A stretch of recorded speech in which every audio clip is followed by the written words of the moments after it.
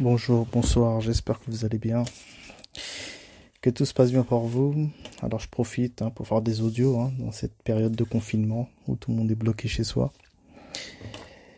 Et je voulais réagir sur un peu la situation excusez-moi, actuelle, et surtout parler de l'état du peuple.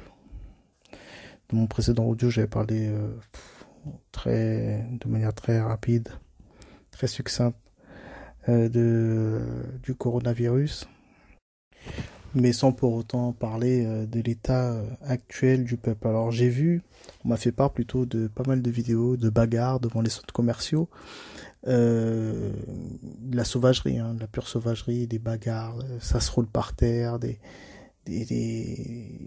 comment dire, j'ai vu aussi une vidéo aux Antilles où une femme âgée en train de se bagarrer avec une jeune femme, crépage de chignons, des cris, des hurlements. On voit aussi les gens se précipiter dans les centres commerciaux, prendre des caisses et des caisses de lait, ils prennent du yaourt comme si du papier de toilette. Je peux comprendre tout à fait que là, étant donné que nous sommes amenés à être confinés pendant 15 jours minimum, si j'ai bien compris, oui, il faut prendre ses dispositions, mais il faut se calmer. Faut vraiment se calmer. Mais encore une fois, je le répète encore, le peuple est déjà malade, hein. Le coronavirus n'est qu'une grippe. À côté de la maladie, euh, c'est un peuple atteint.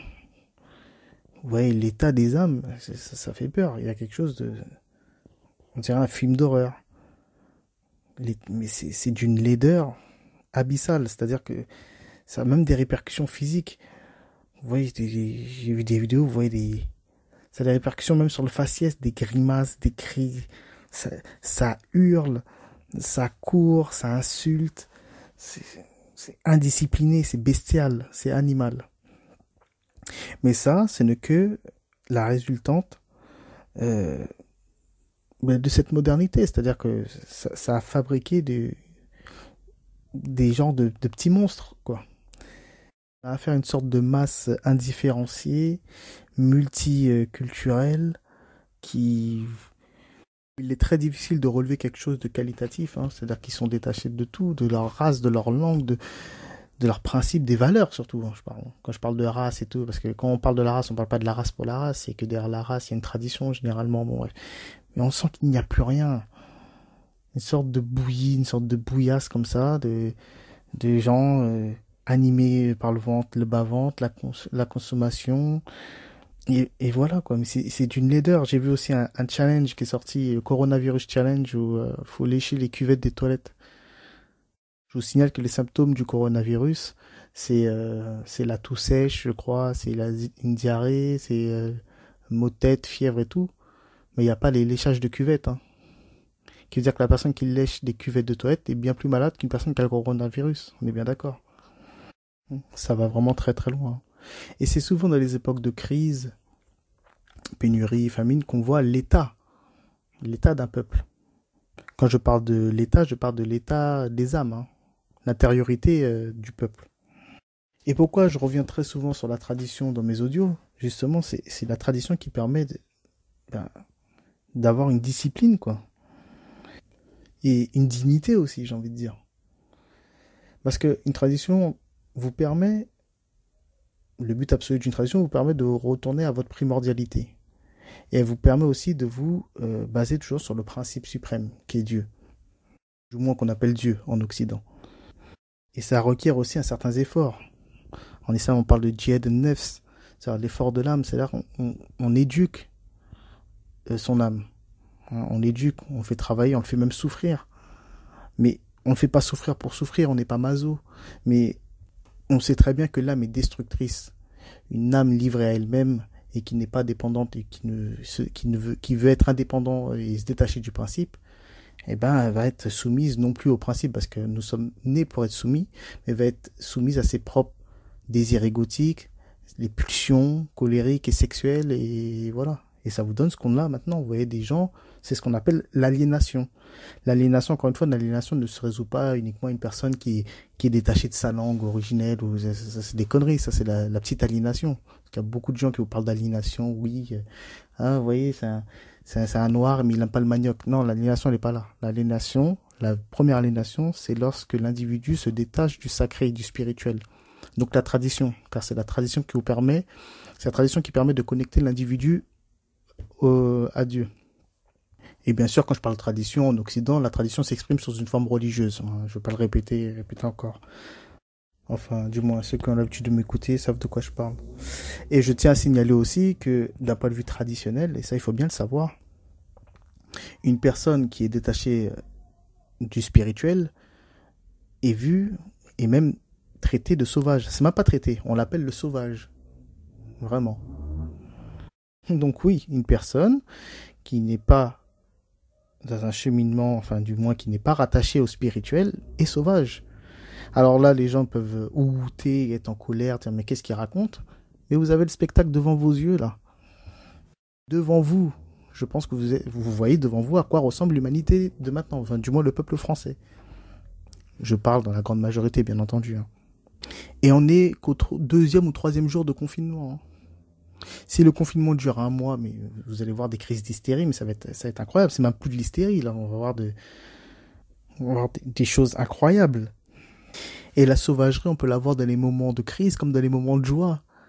Dans la Coupe du Monde, la dernière Coupe du Monde, je me rappelle, il y avait tout le monde était sorti à poil, tout nu. Enfin, tout le monde, j'exagère, mais beaucoup. Des hommes tout nus sur des poteaux, à trois, qui lèvent leurs jambes, on dirait ils donnent des coups de pied, je sais pas à qui, je sais pas qu'est-ce qu'ils veulent, ils veulent du pain, on sait pas qu'est-ce qu'ils veulent. Je comprenais pas, des gens tout nus au balcon, hommes comme femmes, parce que la France a gagné une coupe. Et le pire, c'est que c'est cette même humanité qui va parler de manière très condescendante et insultante, je sais pas moi, de l'époque du Moyen-Âge. Pour eux, les gens du Moyen-Âge sont des sauvages, quoi. Mais les gens du Moyen-Âge étaient beaucoup plus, connectés à la spiritualité que vous. Je suis pas sûr qu'au Moyen-Âge, il y avait des coronavirus challenge où on lèche des cuvettes. Ils savaient très bien que les cuvettes, c'était pour aller faire ses affaires, quoi. Bref, c'est pareil quand je les entends parler d'islam. Ouah, l'islam, c'est quoi cette religion avec ses principes archaïques. Mais bon, bref. Donc le progressisme mène à ça, en fait. Le progrès. C'est ça? C'est ça, en fait, la finalité. C'est pour ça, en fait. Donc oui, maintenant, il y a la fusée, il y a, je sais pas moi, il y a Internet, il y a toutes sortes de technologies. Mais si c'est ça et pour que tout le monde finisse à poil à la fin et que tout le monde se roule dessus, je vois pas trop l'utilité. Faudra m'expliquer. Faut bien comprendre que l'humanité a une place centrale. A une place centrale, c'est-à-dire que, bon là je parle d'un point de vue bien sûr encore une fois traditionnel, mais à une place centrale, c'est-à-dire que nous sommes en dessous des anges, mais au-dessus des végétaux et des animaux. Ok? Je parle de l'homme, avec un grand H, il est centré. Et justement, c'est la tradition qui permet d'actualiser cette centralité.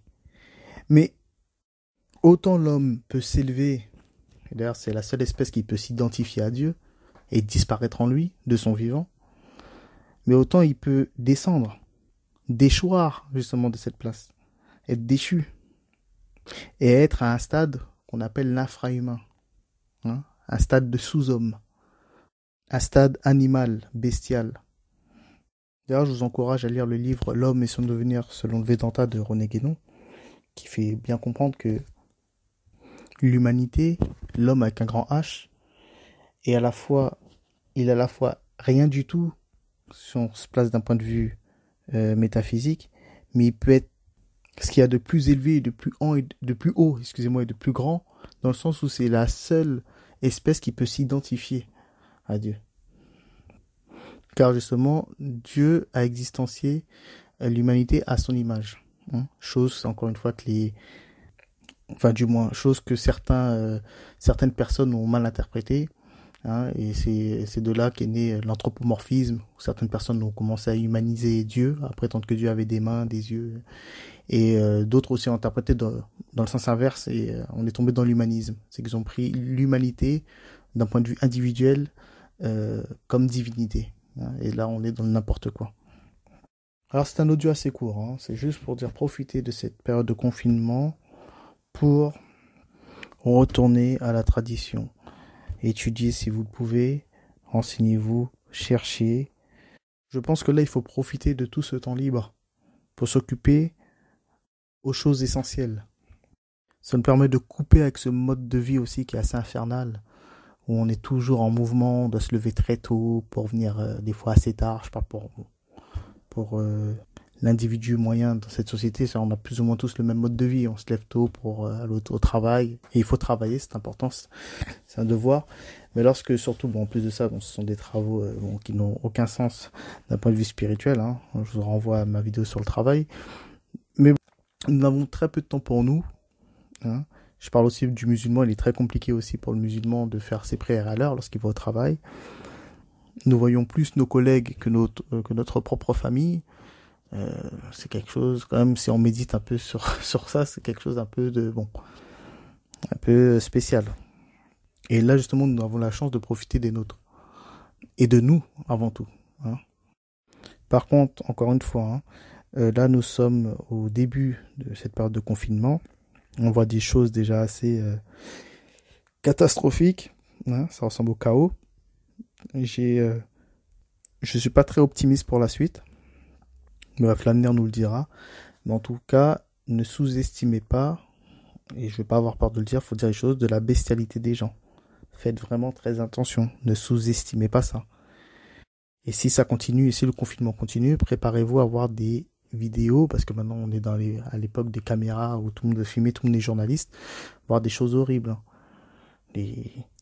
Parce que lorsque l'humanité est livrée à elle-même et a perdu Dieu, hein, et ben on aura affaire à une humanité qui est sans foi ni loi, hein, dans le sens strict du terme. Tout est dit dans l'expression sans foi ni loi. Donc ne surtout pas sous-estimer la bestialité, la méchanceté d'un peuple, et qui plus est d'un peuple en crise. Et je conclurai cet audio en disant que la connaissance, la vraie connaissance, la connaissance métaphysique, spirituelle, amène à la sagesse, à l'homme sage. L'ignorance, la bêtise, amène à la méchanceté. Donc méfiez-vous d'une humanité bête et méchante. Sur ce, je ne vais pas rester plus longtemps. Et puis, je vous dis à très bientôt si Dieu veut. Prenez soin de vous et de vos familles. Profitez de cette petite période de confinement. Et on se dit à très bientôt si Dieu veut. Paix sur vous tous. Ciao.